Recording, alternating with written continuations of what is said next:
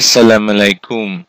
Welcome to this video tutorial on simplifying Java for OOP1 students of King Faisal University and for others who want to learn Java. This is part 13 in this series and is entitled User-Defined Methods in Java.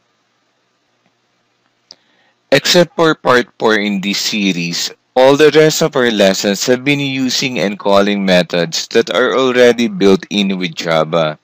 This include print and printf, the math methods max, min, pow, and the string methods compare to, replace all, and many others. In this part, we will continue learning how to create and implement our own methods. A method can have two parts, the header name and the body. The header name is composed of the modifier, the return type, the method name, and the parameter. An example of the modifier would be the words public and static. The return type could be the integer. A method name could be the average, and the parameter could be the variables x and y, which are both integers. The body is enclosed by braces, and inside it are the statement or statements that it will run.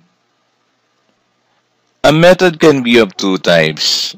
Either it's a void method or a non-void method. A void method doesn't return anything, that's why it doesn't have a return statement, while a non-void method may return an integer, a float, a double, or any other data types, and it has a return statement. Let's start with activity number 25, where we will create a Java class that will ask a user to enter the radius of a circle. We will use a void method to compute and display its circumference. Our input is the radius, and our process is simple as getting the circumference, which is equal to 2 times pi times the radius. But it must be inside a method, including the statement to display the output. Let's call this class user-defined method. Let's start by making the method. The modifier, public static. The return type is void. Let's call it circumference.